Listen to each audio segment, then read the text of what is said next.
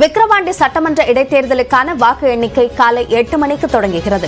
இதுகுறித்த கூடுதல் விவரங்களை வழங்குவதற்காக வாக்கு எண்ணிக்கை மையமான பனையபுரத்தில் இருக்கும் நம்முடைய செய்தியாளர்கள் கோகுல் மற்றும் குணாநிதியிடம் பேசலாம். முதலில் கோகுல், இப்போ அங்க வாக்கு எண்ணும் பணிக்காக என்னென்ன ஏற்பாடுகள் செய்யப்பட்டிருக்கு, இன்றைக்கு அந்த முடிவுகள் எப்போதிலிருந்து தெரிய தொடங்குவதற்கான வாய்ப்பு இருக்கிறது?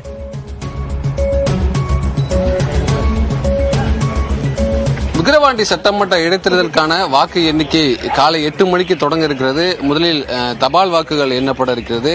8:30 மணி அளவில் மின்னணு வாக்குப்பதிவில் பதிவாயிருக்கக்கூடிய வாக்கு எண்ணப்பட இருக்கிறது. தற்பொழுது அதற்கான ஏற்பாடுகள் செய்யப்பட்டிருக்கிறது. பனையபுரம் அரசு ஆண்கள் மேல்நிலைப் பள்ளியில் தான் இந்த வாக்கு எண்ணிக்கைக்கான மையம் அமைக்கப்பட்டிருக்கிறது. 3 அடுக்கு பாதுகாப்பு ஏற்பாடுகள் செய்யப்பட்டுள்ளது. ஏறக்குறைய 1200 போலீசார் பாதுகாப்பில் ஈடுபட்டிருக்காங்க. துணை ராணுவ படையும் பாதுகாப்பு வழங்கப்பட்டிருக்கிறது. மொத்தமாக 20 சுற்றுகளாக இந்த வாக்கு எண்ணிக்கை நடைபெறுகிறது. ஒரு சுற்றுக்கு 14 மேஜைகளில் வாக்கு எண்ணிக்கையானது நடைபெறுகிறது.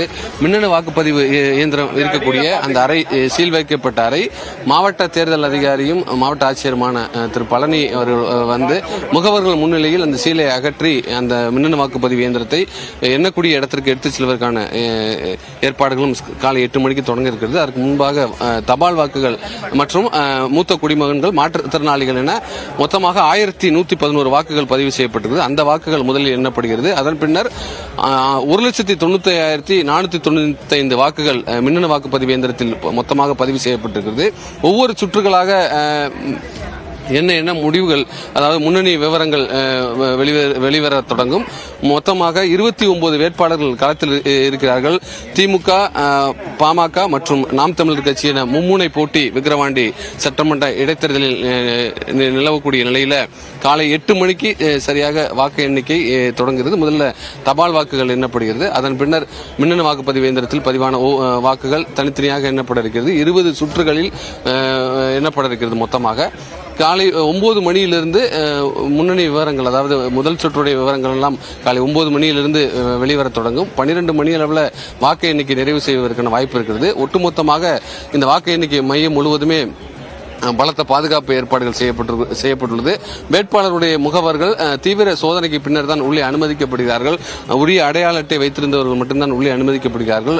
அதே போல செல்போன் உள்ளிட்ட எலக்ட்ரானிக் சாதனங்கள் எதுவும் உள்ளே எடுத்து செல்வதற்கு தடை விதிக்கப்பட்டிருக்கிறது. மாவட்ட எஸ்பி தலைமையில் இந்த பாதுகாப்பு ஏற்பாடுகள் செய்யப்பட்டுள்ளது.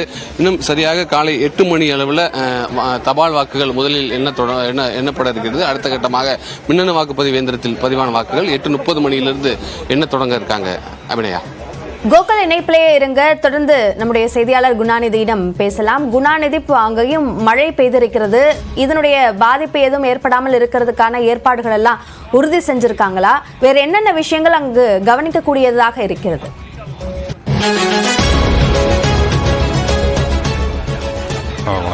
அதாவது விக்கிரவாண்டி சட்டமன்ற தொகுதிக்கான இடைத்தேர்தல் என்பது கடந்த 10ஆம் தேதி அதுக்கான வாக்குப்பதிவு என்பது நடைபெற்றது. அதனைத் தொடர்ந்து இன்று பார்த்தீங்கன்னாக்கா வாக்கு எண்ணிக்கை என்பது நடைபெற இருக்கிறது. அதாவது பனையபுரம் பகுதியில் இருக்கக்கூடிய அரசு மேல்நிலைப் பள்ளியில் இதற்கான அந்த வாக்கு எண்ணும் மையம் என்பது தேர்வு செய்யப்பட்டு அதற்கான முன்னேற்பாடுகள் என்பது செய்யப்பட்டுள்ளது.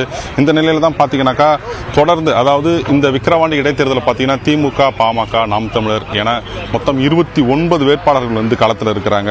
தொடர்ந்து பார்த்தீங்கன்னா 276 வாக்குச்சாவடி மையங்கள் அமைக்கப்பட்டு இந்த வாக்குப்பதிவு என்பது நடைபெற்றிருக்கிறது. இந்த நிலையில் தான் பார்த்தீங்கன்னா இந்த விக்கிரவாண்டி சட்டமன்ற தொகுதிக்கு உட்பட்டு 2,37,031 வாக்காளர்கள் இருந்த நிலையில இதில் பார்த்தீங்கன்னா 1,95,495 வாக்காளர்கள் வந்து வாக்களிச்சிருக்கிறாங்க. இதில் பார்த்தீங்கன்னா பெண்கள் கூடுதலாக வாக்களிச்சிருப்பது என்பது ஒரு முக்கிய கவனமாக பார்க்கப்படுகிறது. வெற்றியை தீர்மானிக்கக்கூடியதாக அந்த பெண்களினுடைய வாக்கு என்பது கவனிக்கப்படுகிறது. அதே போன்று பார்த்தீங்கன்னா தபால் வாக்கு என்பது 798 தபால் வாக்குகள் என்பது பதிவு செய்யப்பட்டு தற்போது அந்த தபால் வாக்குகள் விக்கிரவாண்டி வட்டாட்சியர் அலுவலகத்தில் இருந்து பலத்த காவல்துறையினுடைய பாதுகாப்பு மூலம் அந்த வாக்கு எண்ணும் மையமான பனையபுரம் அரசு மேல்நிலைப் பள்ளிக்கு கொண்டு செல்லப்பட்டிருக்கிறாங்க. தொடர்ந்து பார்த்தீங்கன்னாக்கா கிட்டத்தட்ட துணை ராணுவ படையினர் உட்பட 1200 காவலர்கள் என்பது இங்கே பாதுகாப்பு பணிக்கு என்பது நிறுத்தப்பட்டிருக்கிறாங்க. தொடர்ந்து இந்த வாக்கு எண்ணும் மையத்திற்கு வெளியே ஒரு கடுமையான பாதுகாப்பு என்பது போடப்பட்டிருக்குது. குறிப்பாக பார்த்தீங்கன்னாக்கா அந்த வேட்பாளர்களுடைய முகவர்கள் என்பது கடும் சோதனைக்கு பிறகே உள்ளே அனுமதிக்கப்படுகிறாங்க. அதாவது அவர்களுக்கான உரிய அடையாள அட்டை மற்றும் அவை இருந்தால் மட்டுமே உள்ளே என்பது அனுமதிக்கப்படுகிறது. குறிப்பாக பார்த்தீங்கன்னா வேட்பாளர் முகவர்கள், தொலைபேசி உள்ளிட்ட மின்னணு சாதனங்கள் உள்ளே எடுத்து செல்வதற்கு அனுமதி என்பது வழங்கப்படலை. அவரிடமிருந்து டோக்கன் கொடுக்கப்பட்டு அதற்கான அதனோட தொலைபேசி உள்ளிட்ட அந்த மின்னணு சாதனங்கள் என்பது அவரிடம் இங்கே காவல்துறையால் என்பது வாங்கி வைக்கொள்ளப்படுகிறது. தொடர்ந்து பாத்தீங்கன்னா சரியாக காலை 8 மணிக்கு இந்த வாக்கு எண்ணிக்கை என்பது தொடங்குது.